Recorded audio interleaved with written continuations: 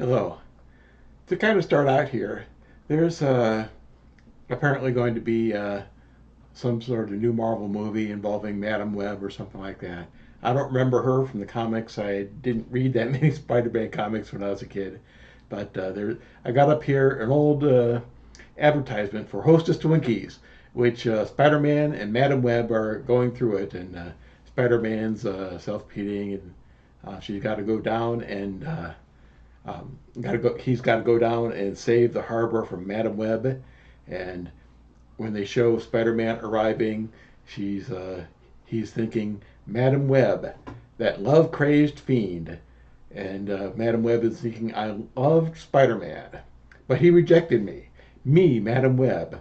So my revenge, I'll make everyone blame him for tangling the harbor. And she's saying, Spider-Man, my only love, come with me and let's run away. And again, this is an advertisement. You can probably find it if you just look up Spider-Man and Madam Web and Hostess Wiki somewhere if you want to see this for further. Um, but Spider-Man buys her off with a bunch of Hostess Twinkies, and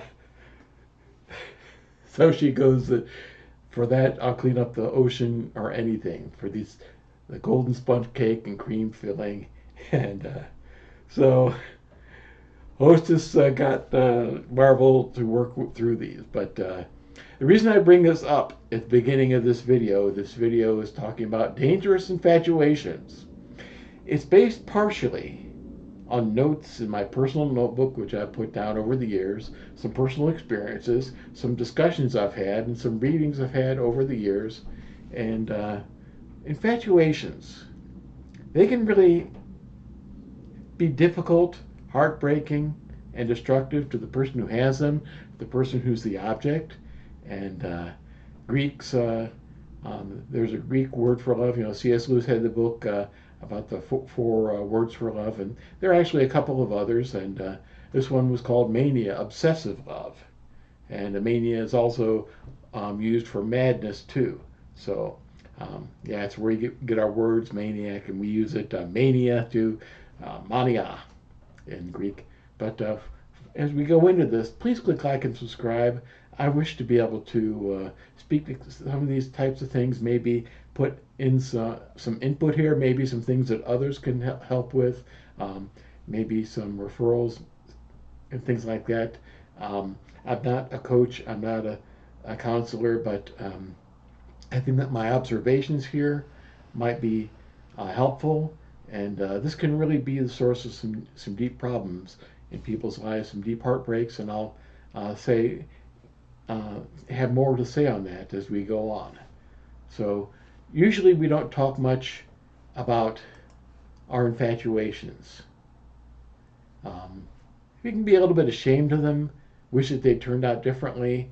It can be difficult to be the target of them. And unrequited love is often the result of infatuations. And from personal experience from my youth, others usually stand back and say nothing, or maybe they make fun of you behind their back, and maybe if they have some sort of hostility, aggression, malicious intent toward you, sometimes sadistic pleasure to see you fail, and like that. It really is, I think we could call it a developmental issue. Dealing with infatuations. Yeah, infatuations have been considered to be a mark of someone who's in early to mid adolescence, and you're usually expected to grow out of them and mature out of them. And it needs some recognition from others, from the adults in the room, if someone's in those situations. Recognition and wisdom, and support from others instead of disdain for that person and gloating over them, or just letting them go on and have their heartbreak. I think that there's a real place for us to call a person aside and ask them some gentle questions, and talk to them about these things. And a lot of how I got into this some years ago, I was involved in an online support group for people who came to realize that they were gifted and talented, high IQ people. Doesn't mean that they've got it all and no one else has any. but high IQ, you get the um, mark on the grade, and if you're a fan of Jordan Peterson, you'll know that he says that um, we don't know anything about psychological experiment on knowledge if IQ isn't valid. So, and one of the things the GTs have, high IQ people, they've been some of the literature I've been over said that GTs have turbulent romantic relationships and these tendencies. Yeah, yeah, and I just mentioned that one of the groups. Yeah, a lot of people had those experiences. Some of the people are going through them. Emotional intensity, strong attachments, and active imagination are three things that qualify high IQ people. We are not automatons. We are not calculating machines. Our ability to think, to abstract like that, is also carries with it imagination, creativity, very often, emotional intensity, as I've said, strong attachments, and unfortunately, too little support from other people sometimes. So, continuing onward, um, emotional intensity means that a GT, high IQ person, or maybe some other person who has some incentive, some capability, some sort of tendency within themselves to be emotionally intense, romantically intense, it can overwhelm another person. And this is the thing which I mentioned in that time, and that came out, most people were agreeing to it. Yeah, I remember that. I did that, and I'm in that right now, some of them were saying. And the other person may not really have decided how much he or she really likes us at that point, may simply be testing the waters for a romantic relationship at that point, maybe dating, and imagination. Yeah, we got quite an imagination. It results in a lot of books, a lot of screenplays, a lot of things like that. A lot of our greatest literature comes from our imagination. But imagination can also be projecting our own feelings on another person, overestimating the depth of someone else's attachment to us when we have a strong attachment to them. It can mean that we can be naive if someone's just really flirting with us, or someone who's trying to be seductive and flattering, seeking attention. For guys, especially, someone seeking attention, seeking something from them. Yeah.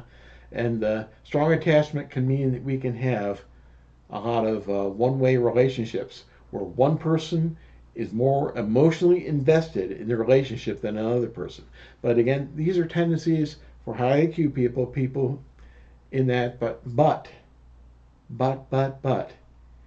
these are not necessarily unique. They're a part of human experience also uh, outside us, and that's, I think, one of the reasons why when we do see things like um, our literature, our movies, our drama, our novels, etc., like that, that they appeal to a lot of people because other people are through these things also.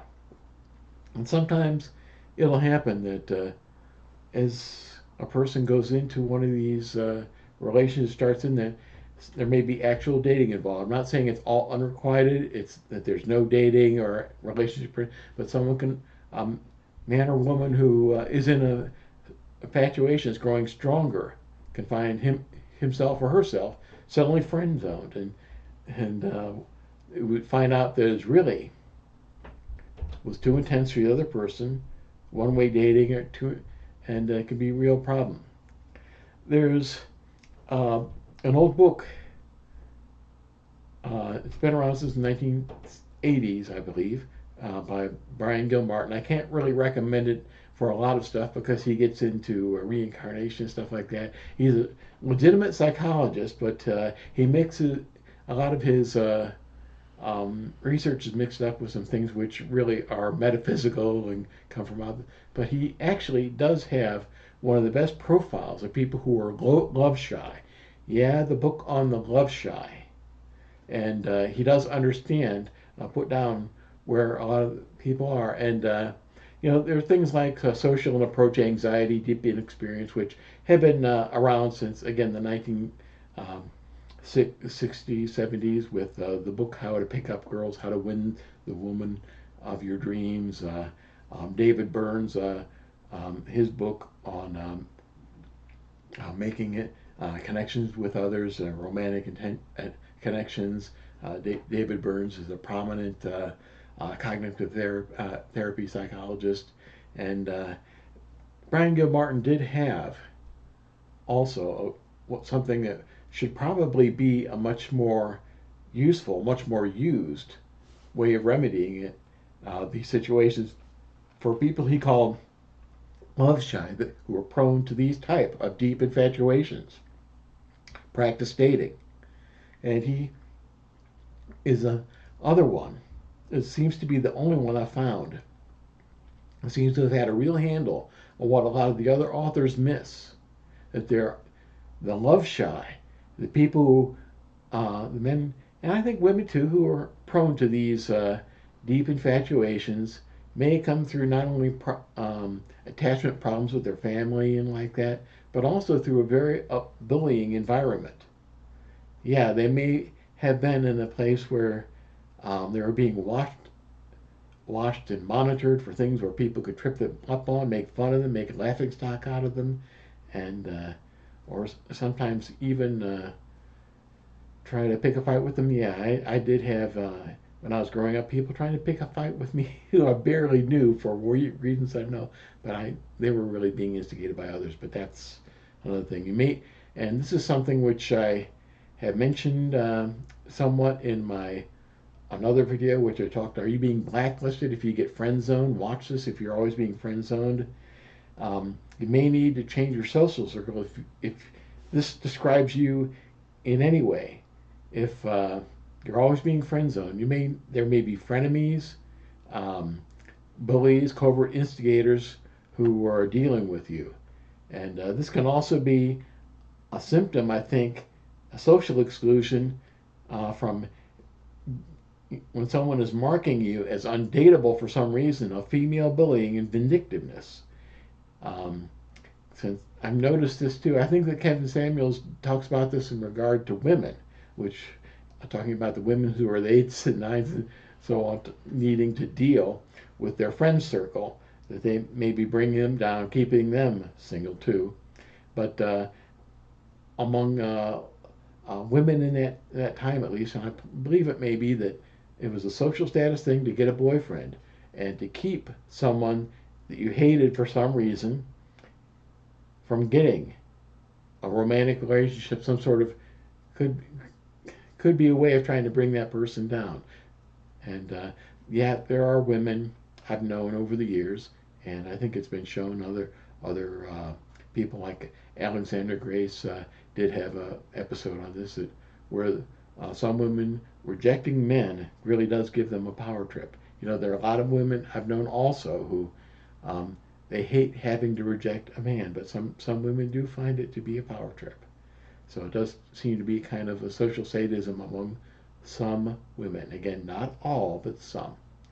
So for myself, my own situation of social exclusion, there seemed to be a lot of some attempt over a number of years. It seemed to carry on from around the middle of sixth grade of my life till um, the start of my senior year, and it seemed to be some sort of strange beat down, put down, and I would seem to have started really back around when I was in the third grade. Really, some of the roots back then when I brought home a good report card. People were asking me what's on my report card, and that seems to have caused it. So I think that there were also two phrase friends. One who was a friend of me at best. I found, we did some things together, but I think that he complained about me about my behind my back a lot because he did that with everyone. And another person I think was a reputation assassin, and there were just some real difficulties back then with being in that type of environment, and that can result in what we would call anxious attachment. Adam Lane Smith, who I'd recommend taking a look at his videos on attachment. He's a known psychologist. He's got some books. He's got a number of videos too talking about anxious attachment. And I think the anxious people may find themselves in these attachments, find themselves difficult to get out of these deep infatuations because they may see that relationship as a do it or die. It's not part of a zero sum game. They get this, they don't know how they're going to go on to the other, or they may be seeking compensation for an unloving and unsupportive family, a social environment, and there may be some other um, influences, personal incentives also. I've observed merge wishes, that the object of infatuation has something about him or her that the infatuated person perceives is lacking in himself or herself, may not really find that easy to admit openly, but the infatuated person is reaching up in some way to what that other person has. And in that case, yeah, the infatuated person needs to concentrate on his or her own development for what is perceived to be lacking and not try to get it from that other person. There can be power fantasies involved in this too. The other person may be seeking the object of infatuation may be seen to be someone that the infatuated can control or dominate. And I think that's a very disturbed person who would need to seek professional help. Desire for power over another person is projected and becomes a big part of that relationship. Sometimes people get a lot of fear from past traumas. And again, this gets into what we talk about as an anxious attachment. The attraction of the person mixed with desire for a person who won't hurt the infatuated person may become also involved in the desire to control as well too, because that's a part of anxious attachment as well. And again, seek professional help. Adam Lane Smith has a lot of good videos on talking about the anxiously attached, and you can find more. There may be some needing to look back at childhood development and see if there has been some sort of complex PTSD. Um, I've been going through a book, one of the top books on attachment, and it's a lot of psychological ease and referring to studies and stuff like that. So I don't advise it to most people, but um, but there is some relationship on complex PTSD from upbringing to anxious attachment. I think that would be involved with all these um, uh, with the type of infatuations I'm talking about.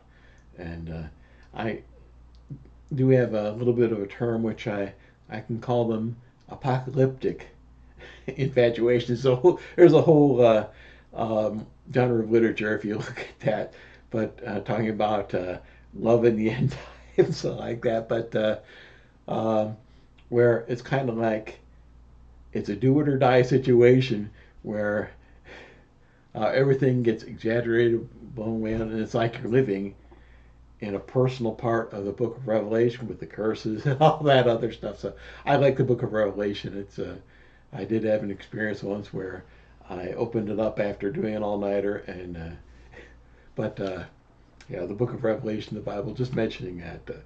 So the result may be an obsessive fantasy off relationship, that there's not really much of a real relation, very one way, toward someone that may be unsure of his or her feelings toward you at best and may not want any sort of relationship beyond a kind of a distant friendship. And the other person may have in fact communicated. He or she does not return the same feelings either with words or with actions such as withdrawal and avoidance, changing phone numbers, changing email addresses, ghosting, things like that. But some people may still try to be obsessed about that. And I hope that this really becomes a lot less over the years.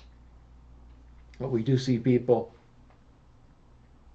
where it turns into stalking behaviors, monitoring the other person's comings and goings, and watching their romantic relationships, especially with a watchful and jealous eye. Perhaps looking at the other person may actually be seeking to be attached to, like that. The watchful and jealous eye, wondering what does that person have that I don't have. That's a real part of the curiosity. What does that other person have that I don't have, and how can I get that, and how can I get that person? So I did lose a closer friend years ago. when this became rage, where um, he did remove her from the land of the living, and trying to put this as delicately as possible for you too. But yeah, um, stalking behaviors, this monitoring, this jealousy, that's where it become really dangerous. So, first thing I'll say, beware if you see any sort of stalking behaviors, obsession in your own actions. One of the dangers for a simp, the proverbial simp could be the simp could go over into stalking. I don't think it's that common, but it does happen.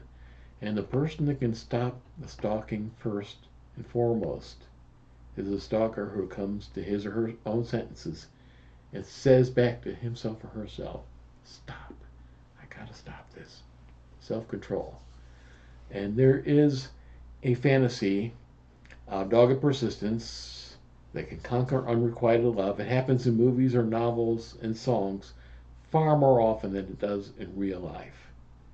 And there was an old song which I believe it was Diana Ross and the Supremes and another group, I don't remember which other group did it, called I'm Gonna Make You Love Me. And a rewrite of that should say, no, you can't, no, you can't. Not yes, I will, but no, you can't. So beware of those behaviors and learn that flirting, seductive behaviors, attention getting behaviors, don't take them too seriously. Some people, I've noticed this more with women than with men, definitely. They want attention, validation. You do hear those words talked about in some of the men's channels.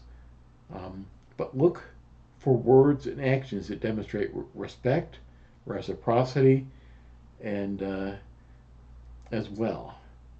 You know, sometimes people are out for something. Sometimes they're out for not much more than getting a hoovering and sucking in a little attention toward themselves to get them make themselves feel better. Feel better than what? I don't know. But I would say I may do a video on this too. I do have this part marked out that I may do a video on it. When friend zone, the reaction. Get as much distance as you can. You have the right to refuse to be friends any further, especially if that rejection comes with disrespect, dishonesty, insults, and put downs. And if you're ghosted, if they want to go on another, let them. Drop any sort of curiosity on as to what they're doing, as to what that other person has that you don't have. Seek to improve yourself according to your own goals, your own desires, your own values. Um, Seek to find that, and don't let anyone get really close, except perhaps someone really close to you, see your sorrow.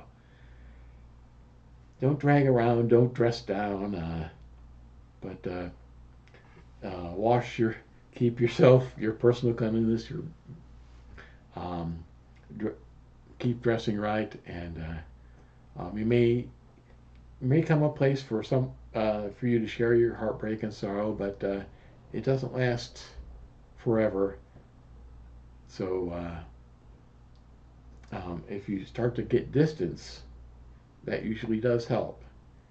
Um, Another thing, don't be an orbiter. Don't orbit around this person. Um, Someone who seeks someone to be an orbiter, friend zone, but I want to keep on being friends. They're trying to exploit you. I really do think so in many cases, unless you were really friends before and you just had an experiment which flopped. And but I don't know that if you really want to keep it up with someone who sees a relationship with you as being being condemned to Devil's Island. If that's someone who sees it that bad, I don't know that you want to be close to someone that sees you in that way, that sees you that bad. So I advise the Captain Kirk maneuver. Kirk never really had to seem to get out of the friend zone because I don't remember him ever being in one. But James T. Kirk, at the end of every episode, they had an escape hatch. He would simply warp out of orbit. Uh, head Warp out of orbit, Mr. Sulu. Warp factor 1, warp factor 2, whatever, and on to the next destination. That's how Kirk left it behind. So let that phrase be in your mind. Warp out of orbit. If they're trying to be dependent upon you, that in some way trying to get something for you, just leave them behind. I do have another video perhaps on that too. And afterward, treat them as someone that you don't want to date. Ignore any attention getting behaviors, any flirtations coming back afterwards. If you're friend zoned, one and done. One and done. One attempt, done. Person who friend zones you, if they really do have second thoughts, they need to walk it back. Not try to pour on the love bombing flirting. They need to walk back what they said. Sometimes they would come back and do all the flirting to try to draw you back in. Curiosity, perhaps. Is he dating someone else? Because you don't know what stories were told about you behind your back. And sometimes they may try to present you as someone who is unworthy, undateable, which, again, that's not cool, but it does happen. Or they may be doing something I would call resource window shopping, seeing if you have any additional resources that you've come up with in the meantime. They're window shopping in your life to see if there's something that they can use. And you may need to mock them in that way if you perceive that's happening in some way. Do I need to? Can I? If I do this for you, or if I show you, can I put you down as a dependent on my taxes or something like that? Find some way to mock the dependency and let them know that you're not going to let them use flirting, romantic approaches like that to try to get stuff from you. Put them out of the grifting business. And I think you really do need to have someone to discuss things and put things in perspective on a relationship if you do believe it starts to have potential. You may need to pay for a therapist on this. A decent therapist, a therapist who keeps things confidential. You need wise support, I think, at that time. Sometimes parents could do that, but sometimes parents are caught in their own hang-ups. And a trustworthy person may be able to give you this type of wise support, preferably someone who doesn't have any skin in the game as far as seeing you fail in some way, someone who showed envy, jealousy, resentment, or something like that way toward you. Someone who will help you to, first of all, to understand when to put on the brake pedal, take your foot off the accelerator if you're in the romantic pursuit of someone else, and to see when you may be seeing potential in a situation, but they may see foolhardiness. And you may really need that type of perspective. You may really need to stop yourself and listen to that other person. And the other person may be able to help you to spot the destructive character flaws. We talk about red flags. Financial irresponsibility is a big one. Extreme selfishness is a big one. Deep dishonesty, or if there's a huge mismatch between your abilities and your talents for someone that's may in fact be uncurious, uneducated, and bigoted, or maybe you're the one who is diligent and financially responsible versus someone that's lazy and a spendthrift, so on and so on. So also in this case, I think you need to again make sure that you're vetting people for their trustworthiness. There are red flags for people that you don't want to let into your life in this point. Frenemies, if you're in a bullying environment, or someone who's speaking badly of other people, they're probably doing the same thing to you. Out as far as discussing any of this with them. Someone who snickers or gloats at your difficulties, out. Someone who treats your goal of love and affection, your dating life, as a joke, out. And someone who said, well, I thought that was a dangerous situation, but I wasn't going to say anything, out. Doesn't mean that you throw them entirely out of your life, but it does mean that they don't have a place at the table to discuss anything with you on these situations. And if a counselor doesn't take these seriously, if you're paying for a counselor, out. Look for someone else who will take these things seriously. Because It's your heartbreak, it's your future happiness that is a part here, right here. And I would say parents too. If your parents act in any of these ways, they're not taking your future happiness seriously. They may have their own hang-ups. They may have their own goals. You may be working with some other mothers. I've got another video on that, and I'll probably have another shorter one perhaps coming on that too. So, yeah, I'm doing some advertisement for things I've been putting into the queue for future episodes. But I would say parents, if there's a parent who's listening to this right now, make sure you get over your own hang-ups and learn and share some wisdom. Even if you've had failures, consider the happiness of your children, the avoidance of unnecessary heartbreak from them as being sufficiently valuable to own up to your own hang-ups, your own defeats, and the lessons you've learned. And I'm not saying that any parent should ever have any sort of helicopter monitoring over the love life of their children to be able to guide them, but they should be able to help them to be wise in the situation and recognize when an infatuation becoming unproductive, heartbreaking, and perhaps dangerous in some way to their own heart, to their own mental health, and so on. There is still another episode which I've got on my channel, which I talk about Mother Song, Proverbs 31:3, where this mother tells her son, "Do not give your strength to women, your way to those who destroy kings." Don't give your strength to those who are going to misuse it and leave you flat, leave you drained, leave you heartbroken. And I do believe, as a part of the human race, a passionate, strong marriage, dating, romantic relationship is one of the gifts of God to us. We got the Song of Solomon and other passages in Scripture which talk about that. So I think that growing out of dangerous infatuations to where we can know that this is real and we're not living out an obsession, a fantasy that could be destructive to ourselves or someone else.